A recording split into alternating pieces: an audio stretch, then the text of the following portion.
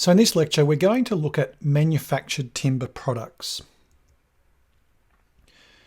Now, the development and introduction of wood products has introduced a great change in woodworking techniques and also in the variety of work that can be achieved. Now, it's interesting to consider that traditional conversion methods, so that is like when we cut the tree down as we've been looking at in previous lectures, it really only utilises 40% of the tree when we're recovering solid wood from it. And what we're talking about there is we're talking about the tree as a whole, including leaves, branches, all that sort of thing. However, that very same tree, when used for composite products, manufactured timber products, uses 80 to 90% of the tree. Plywood is the most common of these composite products, along with Particleboard, hardboard, and medium density fibreboard. The manufacture and use of these and other products is what we're going to cover in this lecture. So we'll start with plywood. And plywood is probably the original of the manufactured timber products. It's been in development for about 100 years, but it really reached maturity around about World War II, particularly when we sort of perfected the kinds of glues that we use, the formaldehydes and resins. So the manufacture of plywood involves gluing 3 or more thin sheets of wood or veneer plies together, which is where its name comes from, with the grain at right angles in adjacent layers. Plywood typically has an odd number of layers, and that varies from 3 through to 21. In some special cases, such as bending plies, an even number is used. And you can see even from that image on the side there that you've got numbers of layers in that plywood shown there. The dark lines between each layer there, that's the glue. To impart strength and stability, prevent splitting, and ensure that the 2 outer plies are running in the same direction, so that it appears like solid wood does, the odd numbered layers are generally laid with the grain along the length of the sheet, while the even numbered layers have the grain running across the sheet. The cross-banding plies may also differ in thickness from the others, and the desired thickness of the finished sheet determines the thickness of the plies. And if you go down to your local hardware and have a look, you'll see what I mean. You'll generally see that the inner plies are thicker than the outer ones. Since its introduction just over a century ago, plywood has greatly improved in quality and appearance and is now highly regarded as a construction and also as a facing material. Where moisture is a concern or in a marine environment, waterproof plywood bonded with phenolic glues is essential and is commonly known as marine ply. Plywood is also well suited to exterior construction and concrete formwork, and you'll see it a lot on building sites. Pre-finished sheets for panelling are available, and plywood faced or reinforced with aluminium is used for insulating purposes. These are known as composite board, and you can see images of all of these on this slide. Another form of plywood is known as core board or block board, which has a solid timber core and is mainly used in furniture or door construction. A major benefit of core board is its stability and lack of twist or warp.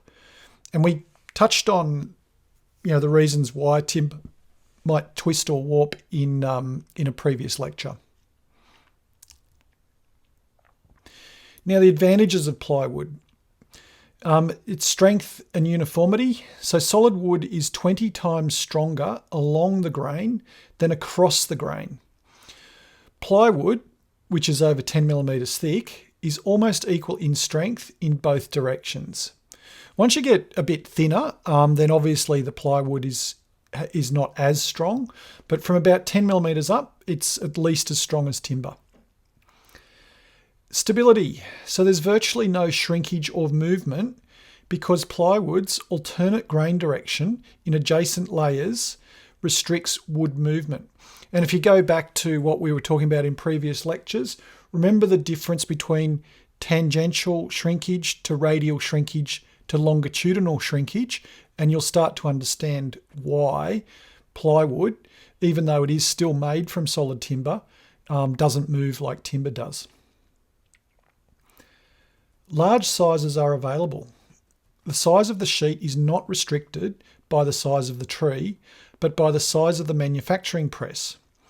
For example, 2.4 by 1.2 metres is a typical size, with choices of thickness from 3 through to 25 millimetres thick.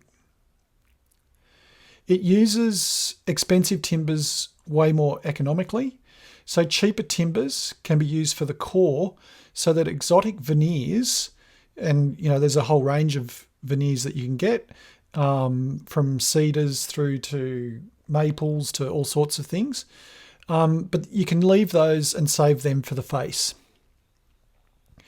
Matching panels can be easily obtained, and plywood can be formed or bent for curved surfaces. It has fewer splitting problems, so that nailing and screwing near edges and ends is possible. And you can see there just an outline of how plywood is made. Disadvantages of plywood. So the first thing is that the exposed edges need sealing or covering, because obviously there's end grain on every edge. Due to the thin outside ply and cross banding, plywood is not as easy to work by hand. And one of the big issues that people can face with plywood is planing it, because obviously, again, you're dealing with end grain, but also sanding it. You don't want to sand it too heavily, because you can easily sand all the way through the high quality outer ply. Edges are difficult to work as all edges contain end grain and are prone to splintering. So really, if you're planing the edges, you have to treat every edge as if you're planing end grain. Working techniques. When sawing, thin sheets require support and use a fine-tooth saw. Planing of faces is difficult. Sanding with the grain is preferable, but as an aside, very light sanding. When planing edges, use the same techniques when planing end grain to avoid chipping. Marine grade ply should always be used in external applications.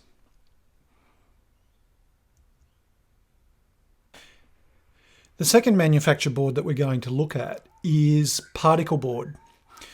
Now in Australia, Particleboard is more commonly known as chipboard, and it's just important to note that we should use Particleboard as the term rather than chipboard. It can also be called pine board, panel board, well board, and flake board. Particleboard is generally sourced from pine forest thinnings and trimmings. The thinnings are debarked and then chemically treated to prevent mould growth. They're then cut and milled into coarse and fine flakes. The flakes are then dried and sprayed with urea formaldehyde glue. Once that's happened, they're then rolled out into a mattress, and coarse flakes are sandwiched between outer layers of fine ones. And you can generally see that when you look at the edge of Particleboard. The mattress is then pressed between heated platens to produce strong, grainless sheets. The sheets are then sanded to an accurate, even thickness and cut to size. And sheets are available in sizes up to 4.8 metres by 1.8 metres, and a thickness from 4 through to about 33 millimeters thick.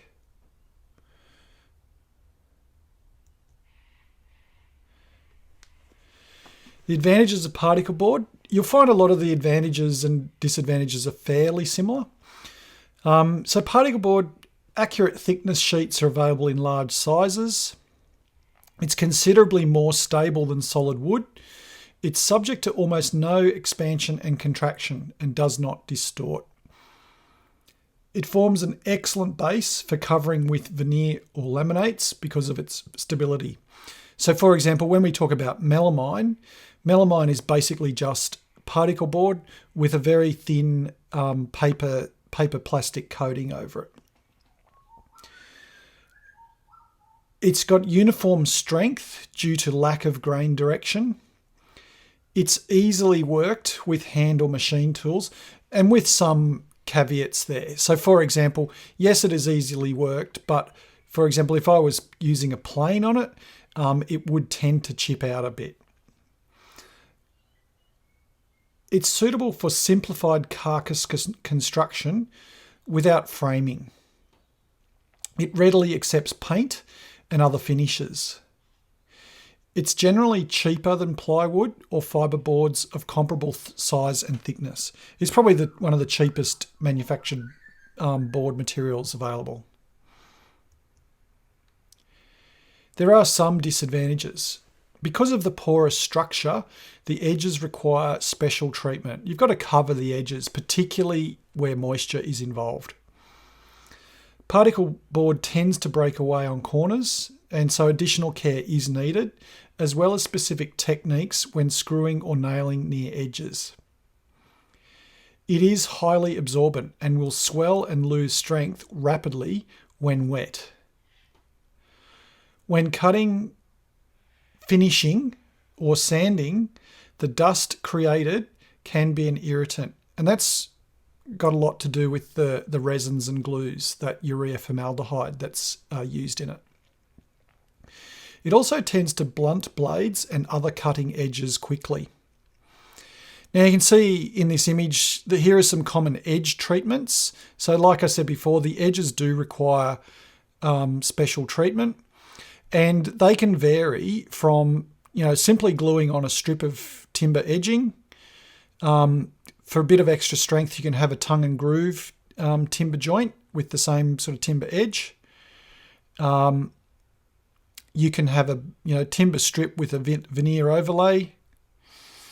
So there is, I won't go through them all, you can have a look at that. But there is a range there of what you can do. Working techniques. Cutting and edge tools must be kept sharp and will blunt easily. When you're cutting to size, ensure the sheet is supported because it is liable to break towards the end of the cut. And also use a specialist, so you can get specialist Particleboard blades or a fine tooth blade. And you can see down below there, if you're making carcasses out of Particleboard, here are some different joining techniques. So Particleboard can be glued edge to edge to increase width using butt joints, housing, and rebated joints. Apply at least 2 coats of adhesive because of high absorption. So it does actually, absorb a lot of glue. When using screws, bore the necessary shank and core holes for the full length of the screw, as it otherwise splits easily. Or preferably use specialist Particleboard screws with a full length thread. Do not over tighten screws as they will tear the fibres, and use lower torque settings on powered drivers. And that's where the main problem comes, is on powered drivers, driving the screw in and then over tightening it. And sheets that have veneers on them should be stored with veneered face down.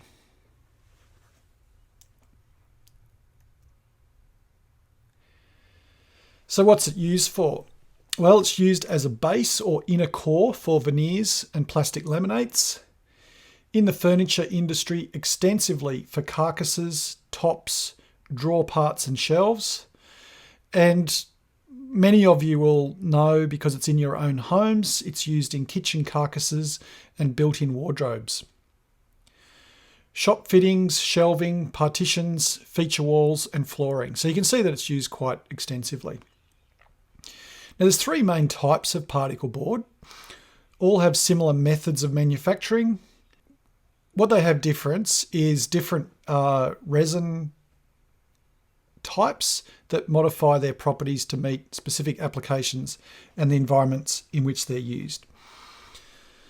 I'll have to fix up those typos there. Interior particle board is manufactured using urea formaldehyde as a bonding resin. It must not have contact with water, used as a basic cabinet board. So that's the most common one, really. It's often laminated with veneer or plastic laminate, which we call melamine, for cabinets, furniture, interior partitions and feature walls. Flooring. So you do see this a lot these days. So one of the largest uses in recent years is flooring. It's highly moisture resistant. A phenol or tannin formaldehyde, so a slightly different kind of formaldehyde, is used in the surface layers, and urea formaldehyde is used as a bonding resin through the middle. It's commercially known as yellow tongue. High moisture resistant, HMR, uses a urea formaldehyde resin plus a blue dye in the core resin to distinguish it from other types of particle board. Wax emulsion is included in the resin to repel water.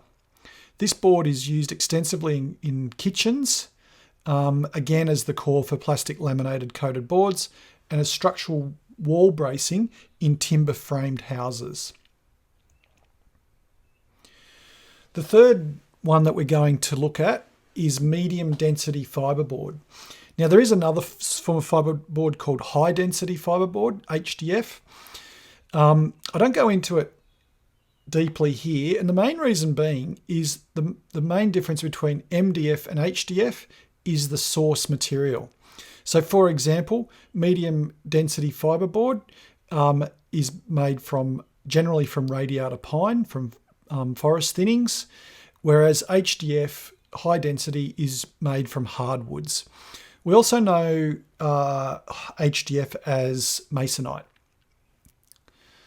So medium density fibreboard is manufactured in Australia under a variety of trade names such as craftwood and fibron.